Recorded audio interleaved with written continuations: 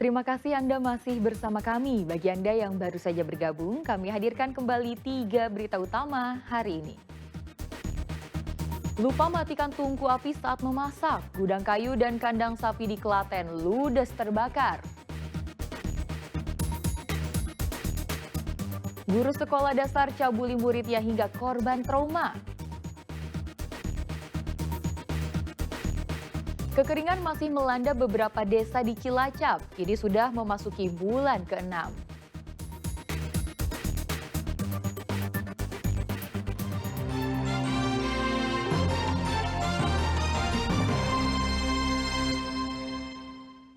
Sebuah gudang kayu dan kandang sapi milik warga di Klaten ludes terbakar. Diduga kebakaran dari api tungku yang lupa dimatikan usai masak air. Api ini membakar habis gudang kayu dan kandang sapi milik warga di Desa Nangsri, Manis Renggo, Klaten, Selasa malam. Tumpukan kayu dan jerami di gedung milik Slamet ini membuat api cepat membesar dan melahap habis bangunan. 2 armada pemadam kebakaran berusaha memadamkan api di gedung yang berada tepat di belakang rumah sang pemilik. Diduga kebakaran terjadi karena pemilik rumah lupa mematikan tungku usai memasak air. Percikan api diduga merambat ke tumpukan kayu yang ada di gudang dan kandang. Untuk penyebab, menurut keterangan dari pemilik rumah tadi bahwa Bapak Slamet tadi memasak air memasak air dengan tungku kayu, kemudian ditinggal masuk dan ketiduran. Selanjutnya kemudian warga tetangga itu memberitahu bahwa api sudah membesar karena menyambar tumpukan kayu dan jerami. Butuh 2 jam untuk memadamkan api. Meski kandang terbakar, 2 ekor sapi berhasil diselamatkan dan dipindahkan ke pekarangan rumah.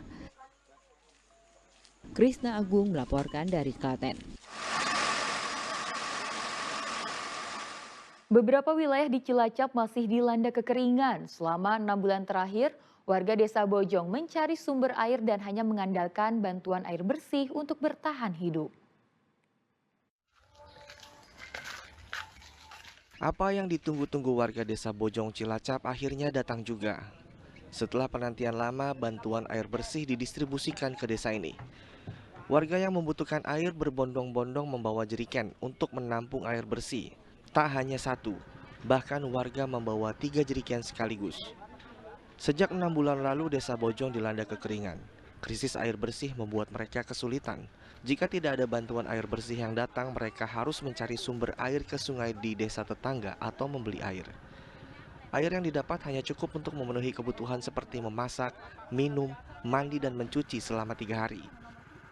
Karena kalau nggak ada bantuan air bersih, kami susah mencari air dan jauh. Kalau mencari air ke sumur kurang lebihnya 1 kilometer.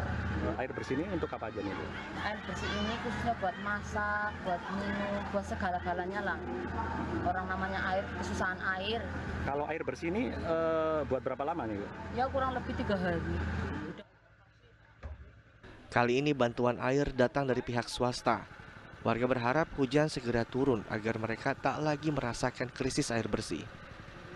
Menurut data dari BPBD setempat, kekeringan melanda 86 desa yang tersebar di 20 kecamatan di Cilacap.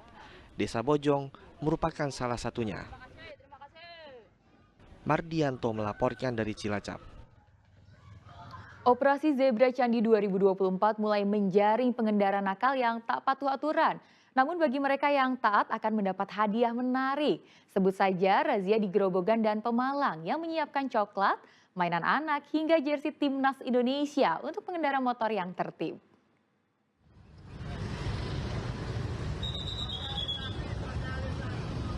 Bertempat di depan kantor Samsat Grobogan, sejumlah pengendara motor dihentikan. Mereka terjaring razia dalam operasi Zebra Candi 2024. Surat kelengkapan berkendara pun dicek. Nah, bagi pengendara motor yang tertib dapat apresiasi berupa pemberian coklat dan mainan anak. Adanya hadiah bagi pengendara yang taat aturan ini pun dapat apresiasi positif. Saya dikejar Pak polisi, dihentikan, tapi saya punya perlengkapan lengkap, SIM, dan STNK dan tapi dikasih coklat. Namun bagi mereka yang melanggar, tetap dikenakan sanksi dan teguran. Tak hanya di Grobogan, operasi Zebra Candi di Bundaran Alun-Alun Pemalang juga menggelar kegiatan serupa. Mereka yang dirazia tetapi surat kendaraannya lengkap mendapat hadiah berupa jersey Tim Nasional Indonesia. Raut muka senang pun terpancar dari para pemotor yang tertib aturan ini. Senang banget, mudah-mudahan ya lebih aman lagi, lebih tertib lagi keadaan lalu lintas serta lebih menaati lagi. Operasi Zebra Candi 2024 digelar sejak 14 Oktober lalu hingga 27 Oktober mendatang. Operasi ini untuk menekan pelanggaran lalu lintas, mulai dari tidak memakai helm, melawan arus, menggunakan ponsel saat berkendara, tak memakai sabuk pengaman, dan penggunaan knalpot brong. Tak hanya tindakan razia langsung, operasi Zebra Candi juga menggunakan tilang elektronik. Arif Nur Kuncoro Wijayanto melaporkan dari Grobogan dan Pemalang. Thank you.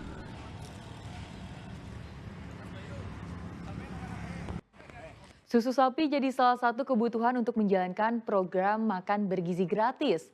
Koperasi Unit Desa Musuk di Boyolali pun menjadi salah satu penyuplainya. Namun saat ini mereka baru bisa memproduksi 20% dari kebutuhan nasional. Koperasi Unit Desa Musuk di Boyolali mulai bersiap untuk pelaksanaan program unggulan makan bergizi gratis. Mereka mulai menaikkan produksi sehingga kebutuhan susu untuk program unggulan Presiden dan Wakil Presiden terpilih Prabowo Gibran bisa terrealisasi. Saat ini di Kecamatan Musuk baru 4.000 dari 7.000 ekor sapi perah yang bisa memproduksi susu, sementara sisanya masih anakan sapi perah. Hal ini membuat KUD Musuk meminta bantuan untuk pemberian bibit sapi, selain itu juga alat pengolahan dan tempat penampungan susu sapi hasil produksi. Tempat penampungan susu yang ada di Boyolali. Terus di KUD Musuk minta permintaan pendingin susu, biar nanti sewaktu-waktu program pemerintah itu jalan, kita bisa siap menampung. Tapi dengan adanya program penambahan susu, otomatis kita punya permintaan bibit sapi perah yang harus dibantukan ke peternak-peternak di wilayah sini. Program kan pemerintah segera terrealisasi. Jadi untuk sapi yang untuk peternak juga biar cepat turun, nanti kita juga berbenah ke Oling dan Armada. KUD Musuk baru bisa memproduksi 42 ton susu sapi perharinya. Itu hanya mampu memenuhi 20% dari kebutuhan nasional untuk program makan bergizi gratis kelak. Padahal KUD Musuk tergolong salah satu tempat produksi susu terbesar di tanah air. Usai dikunjungi Wakil Presiden terpilih Gibran pada akhir pekan lalu, besar harapan ada bantuan untuk alat pengolahan serta bibit sapi perah dari pemerintah sehingga kebutuhan susu untuk program unggulan itu bisa tercapai. Yulianto melaporkan dari Boyolali. Ratusan siswa Taman Kanak-kanak di Kota Tegal antusias mengikuti pembelajaran tertib berlalu lintas. Selain belajar soal fungsi rambu-rambu lalu lintas, mereka juga berkesempatan keliling lingkungan Mapolres Tegal Kota.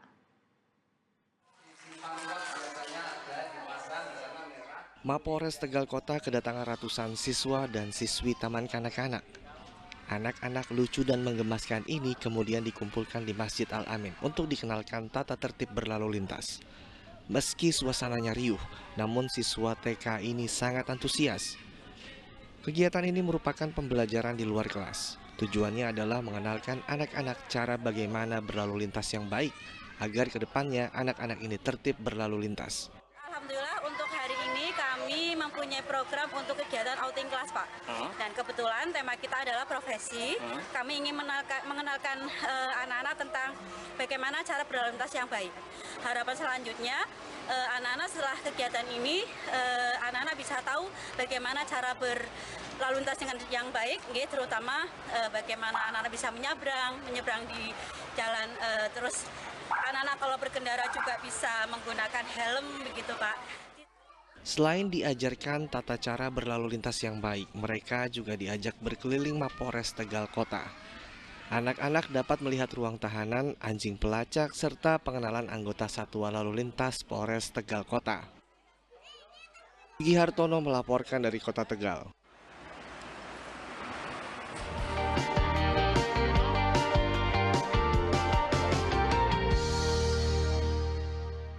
Dan informasi tadi mengakhiri jumpa kita hari ini. Atas nama rekan yang bertugas, saya Tia Anissa mengucapkan terima kasih atas kebersamaan Anda.